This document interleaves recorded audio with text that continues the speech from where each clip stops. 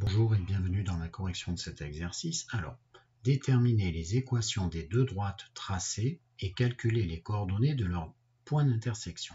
Alors, tu as ici sur ton graphique et donc muni d'un repère, tu as la droite D1 qui est ici en rouge, alors que la droite D2 est en bleu. Effectivement, l'intersection elle est en dehors de ce graphique et donc l'énoncé nous propose de partir d'abord chercher une équation de D1 puis une équation de D2 pour ensuite déduire les fameuses coordonnées du point. On verra ensuite comment. Alors, je vais te proposer pour faire cet exercice de procéder de deux façons.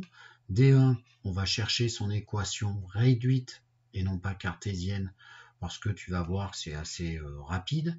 Et donc, son équation réduite à partir, si tu veux, d'une méthode calculatoire. Alors que D2, on va le faire graphiquement. On va faire les deux, mais tu peux très bien faire les deux graphiquement ou les deux méthodes ici algébriques. Alors, la méthodologie s'affiche à droite. Pour trouver une équation réduite, alors c'est ce que on va dire ensemble, si les abscisses de deux points de cette droite sont différentes, d'accord? Eh bien forcément ta droite qui passe par ces deux points, la droite AB, elle a pour équation réduite y égale mx plus p. Le m, c'est ce qu'on appelle le coefficient directeur, et le p l'ordonnée à l'origine. Comment on calcule le nombre m en premier? Eh bien, le nombre m se trouve par une formule. Différence des ordonnées des deux points, yb moins yk, divisé par xb moins xa, la différence des abscisses. Tu as commencé par b, tu commenceras par b, et tu finiras ici par a. Mais tu pourrais très bien faire le contraire, yk moins yb sur du coup alors xa moins xb. Tu le calcules, tu as ces quatre valeurs numériques, tu calcules, tu trouves m. Ensuite, quand tu as trouvé m, eh bien p se trouve en utilisant les coordonnées de A ou celles de B, en fait un point de la droite AB, car si ce point A il est sur la droite AB, eh bien la droite AB, tu sais que son équation, elle est celle-ci. Et du coup, forcément, comme il est sur la droite AB, ça veut dire que quand je remplace ici son ordonnée et ici son abscisse, ce que je fais après là, donc, le y de A, il est égal au m que tu as trouvé avant fois le x de A, plus le nombre p que tu cherches. Et du coup, si tu regardes bien, tu viens de le trouver avant, tu le possèdes, tu possèdes tout dans cette égalité sauf p, ça s'appelle une équation inconnue, que tu vas pouvoir trouver en deuxième partie. Voilà, alors c'est parti, on y va. La première chose, regarde sur le graphique, je repère deux points sympas avec toi, des points si tu veux à coordonnées entières. Donc il y aurait peut-être celui-là, il y aurait aussi celui-ci, tiens, ben, je vais prendre celui-là, je vais l'appeler A, et celui-ci, qui est après, qui est sympathique aussi, t'es d'accord, il n'y en a pas là, hein. Eh bien, je vais l'appeler B. Alors c'est parti, je t'affiche ça, voilà deux points que je choisis, hein, pour A, voilà pour B. Alors du coup, bien, je t'ai mis les coordonnées. A, regarde bien son abscisse, c'est 2, et son ordonnée, c'est moins 1, d'où 2 moins 1, XA, YA. B, il est à 5 d'abscisse, le nombre qui est mis là, et à 1 d'ordonnée. Voilà, alors c'est parti, je pars et je vais appliquer et suivre la méthode qui est à droite. La première chose, c'est que les deux abscisses de A et B, si tu regardes bien sur ton dessin, elles sont différentes. L'abscisse de A, c'est 2, celle de B, c'est 5, et on voit bien que les deux ne sont pas du tout égales. Et du coup, si tu veux, ça te permet d'affirmer que ta droite D1, elle est de cette forme-là, son équation réduite. Y égale mx plus p. Autrement dit, hein, si elles sont différentes, ces valeurs, c'est que ta droite, si tu veux, D1, elle n'est pas verticale, quoi. Elle n'est pas parallèle à l'axe des ordonnées. Ensuite, eh bien, je vais appliquer la formule pour trouver m. C'est parti, le m qu'on appelle coefficient directeur. Donc voilà, on va le remplir ensemble. Et donc, je vais mettre ici YB. Donc, YB en premier, eh bien, c'est 1. YB moins YK. YK, c'est, tu fais attention au moins 1, sur XB, c'est-à-dire 5, sur moins, pardon, XA, c'est-à-dire 2. Tu fais tes calculs, ça fait 1 moins 1, en haut 1 plus 1, 2. Et en bas, ça fait 5 moins 2, ça fait 3. Et du coup, ton m, ça fait 2 tiers. Du coup, tu fais un premier bilan. Ta droite D1, ce que je t'affiche, c'est y égale 2 tiers de x plus p qui te manque. Ensuite, eh bien, tu peux prendre soit le point A, soit le point B pour déterminer la valeur de p. D'accord, on est d'accord, il nous manque la valeur de p, que je te mets ici, il nous manque ce nombre. Eh bien, on va le trouver. Moi, je vais prendre, ben, tiens, tu sais quoi, entre A et B, il y a B qui a des coordonnées positives, 5 et 1, ben, je vais prendre B. Alors, je vais prendre B, et donc je l'écris. Ça va me donner une égalité, si tu veux. Voilà. Donc, du coup, B, je sais de coordonnées 5, 1 qu'il appartient à la droite D1. Donc, ça veut dire que quand ici, je mets son Y et ici son X à B, donc YB, XB, eh bien ça me donne une égalité qui est vérifiée. Et du coup, on va remplacer cela. Donc je remplace avec toi le YB, le XB, et on va finir par pouvoir trouver P. Voilà. Donc le YB, je l'ai remplacé par 1, d'accord, suivant mon laser. Donc le YB, c'est 1, donc le YB, je le remplace par 1. Le XB, c'est 5, donc je le remplace par 5. Et donc le nombre P inconnu, il vérifie que 1 est égal à 2 tiers de 5 plus P. Alors je vais isoler P comment? Eh bien je vais faire le 1 et je vais calculer ça, que je vais passer de l'autre côté. Et donc ça fait P égale 1 moins, je vais changer de couleur, 1 moins, alors 2 tiers fois 5, hein, je te rappelle les règles de calcul, 2 tiers fois 5, tu dois faire ça.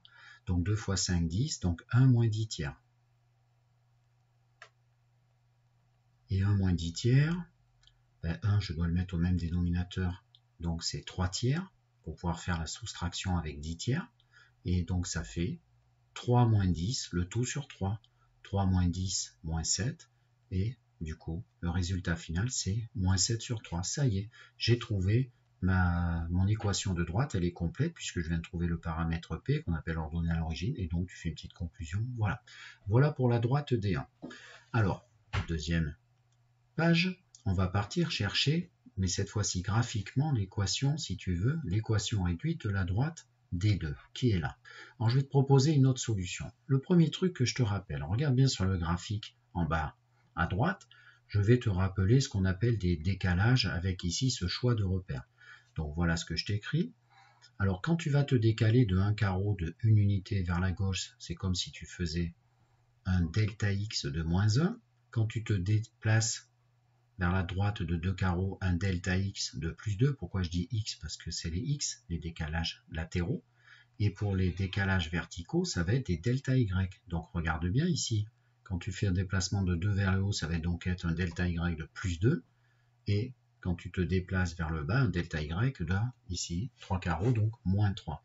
Alors, bien sûr, le démarrage est toujours similaire, sauf qu'on va finir par le graphique. Donc, tu remarques que tes droites, alors bien sûr, en fait, A et B, tu vas voir, hein, A et B, je vais les prendre cette fois-ci sur l'autre droite. Donc, regarde ce que je te propose. Je vais prendre des points sympathiques, et du coup, les points sympathiques, ben, regarde, tu as A ici, et l'autre suivant, ben, il y a B. Donc, je vais prendre A ici et B là. Et tu vas voir, je vais rajouter ces notions de delta Y et delta X.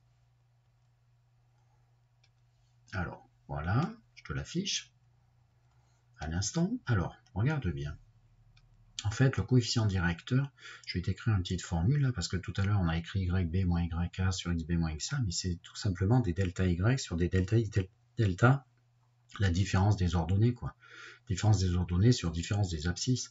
Donc quand je pars de A, par exemple, tu peux aller de A vers B comme tu veux, mais tu suis les carreaux, ben, je vais faire 4 carreaux, donc un delta X de 4 carreaux vers la droite, et je monte de 1, delta Y de 1. Et en fait, ta formule, regarde bien, quand on fait YB moins YA sur XB moins XA, eh bien en fait, ça revient à faire delta Y sur delta X, variation de hauteur sur variation en abscisse. Et du coup, eh bien delta Y, ça fait donc 1, et puis delta X, ça fait 4. Donc si tu veux, ben, le coefficient, c'est 1 quart. Voilà. Donc, ton M, tu l'as trouvé. Alors certains doivent être un peu, peut-être, comment dire, s'interpeller. Alors moi, je te propose, tiens, on va prendre la couleur bleue. Non, vert, tiens. On va prendre la couleur verte.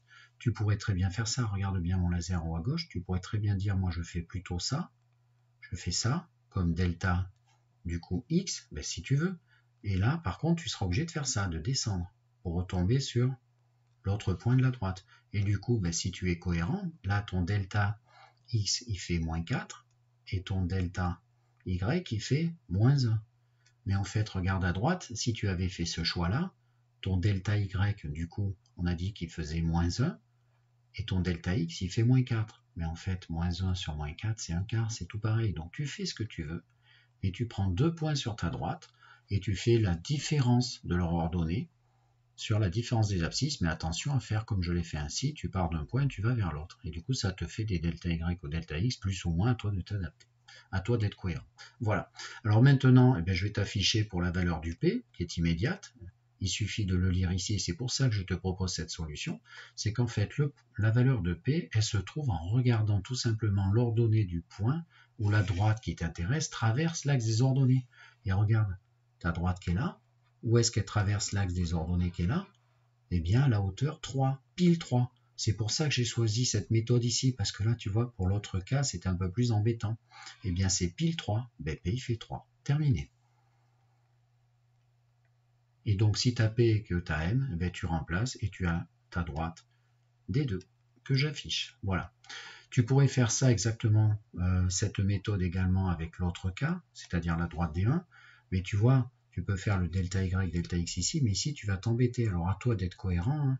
Quand tu te déplaces, tu essaies de voir de combien de carreaux ça décale, c'est un peu plus embêtant. Voilà, c'est tout. C'est pour ça que je t'ai proposé ici une méthode graphique et ici une méthode calculatoire. Voilà, maintenant on peut y arriver dans les deux cas. Alors, on a trouvé nos deux équations et maintenant, on cherche le point d'intersection. Écoute, on va partir, et c'est ce que je t'ai écrit là-haut, pour déduire les coordonnées de ce point qu'on va appeler proposition I. Tu vois, il est là, et il est quelque part ici. On doit toujours résoudre le système formé par les équations de l'une et de l'autre de tes deux droites. Alors, explication pourquoi.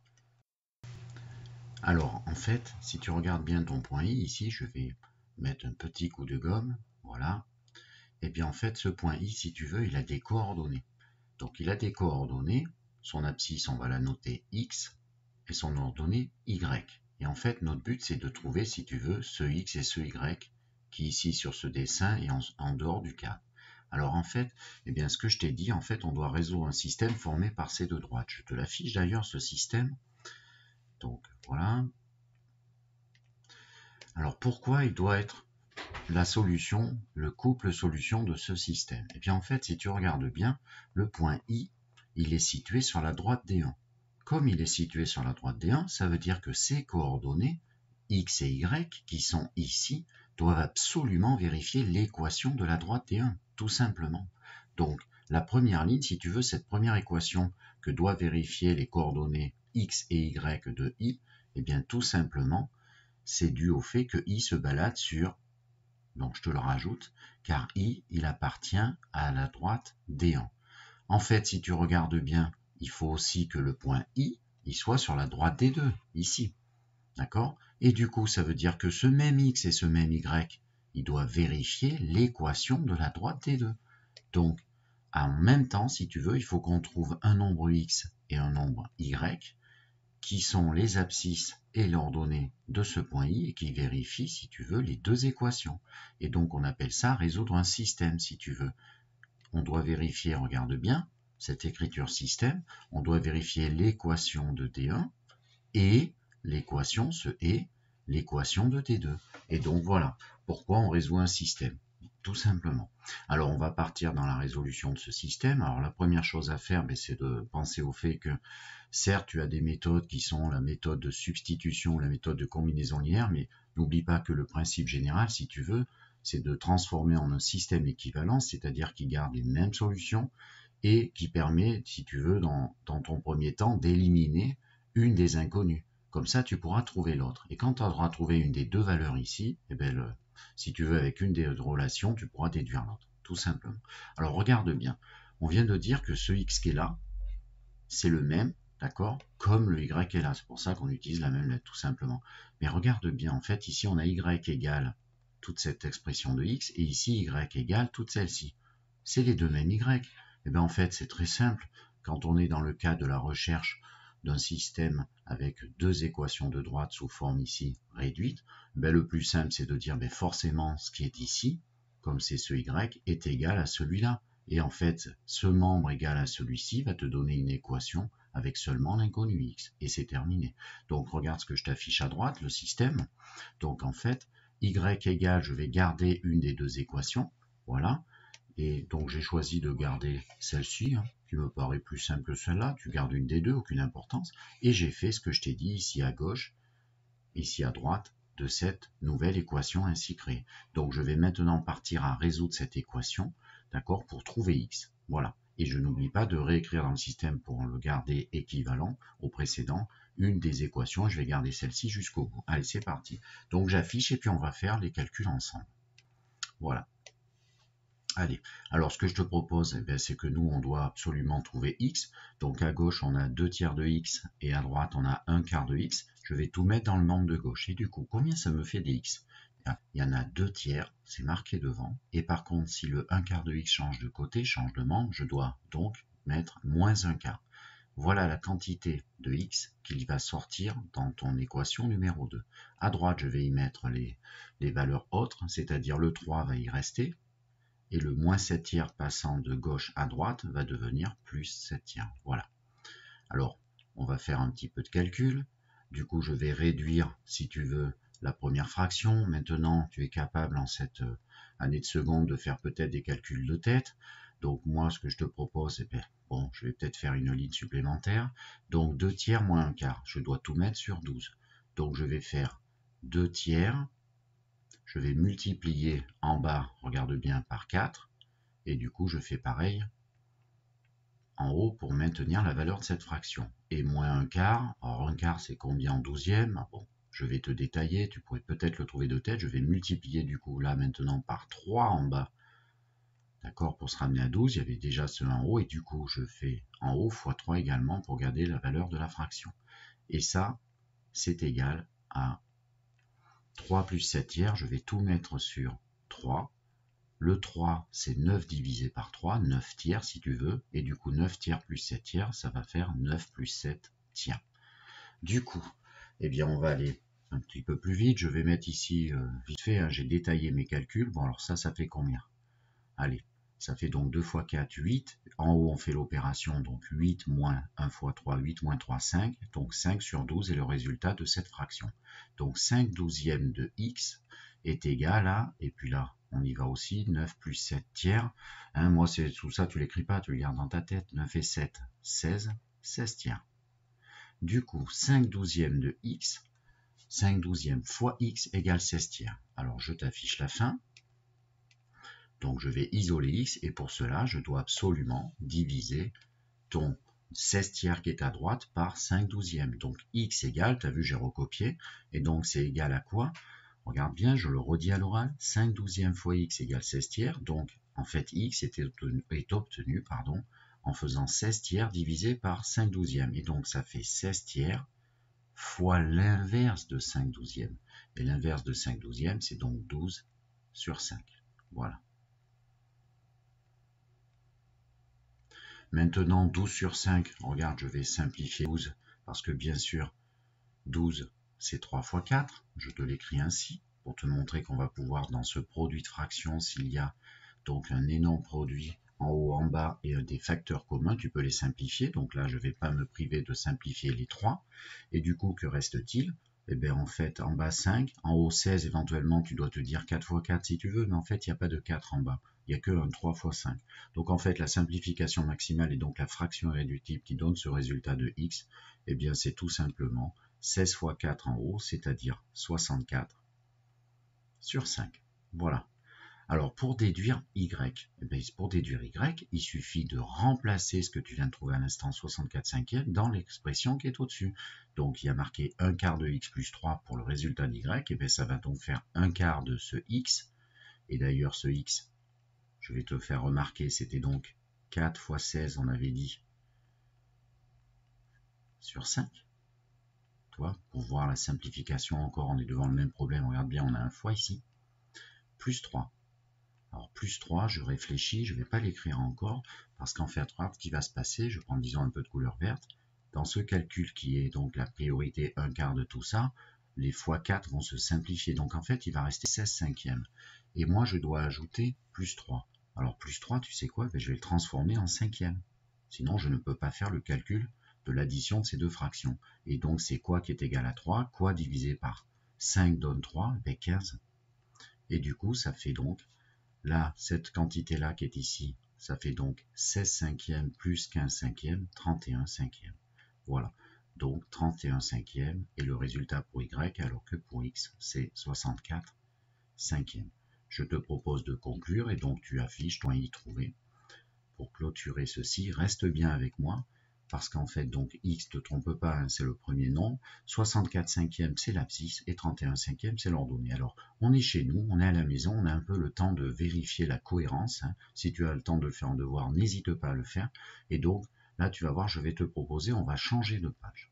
J'ai ici fait le graphique avec les mêmes unités de quadrillage, et j'ai prolongé, je me suis amusé à prolonger des 1 comme des 2. Et I, si tu as bien compris, c'est 8. Si on regarde les carreaux, est-ce que 64 sur 5 était l'abscisse et 31 sur 5 l'ordonnée? Ça correspond à là où on arrive au niveau de l'axe des X et là où on arrive au niveau des Y. Bien sûr, hein, c'est fou hein, ce contrôle qualité. Mais 64 sur 5, règle de calcul des fractions, tu peux faire x2 x 2, ça fait donc 128 sur 10. Et divisé par 10, c'est très facile, ça fait donc 12,8. Est-ce que là, on est à 12,8? Eh bien écoute, 7, 8, 9, 10, 11, 12, 12,8, on peut penser qu'on est bon, tu vois. On est entre 12 et 13, plutôt vers 13, donc ce nombre-là est cohérent. On aurait trouvé un truc complètement ici ou là, on peut revoir notre copie, soit les équations droites, soit notre résolution de système. Moi, ça me laisse un sentiment que c'est bon. Voilà. Maintenant, 31 sur 5, pour les mêmes raisons, cette fraction vaut x2 x 2, 62 sur 10, c'est-à-dire 6,2. Et là, on était à 5, 6, c'est bien, on peut penser qu'on a bon. Voilà, j'espère que ça t'a plu. Au revoir.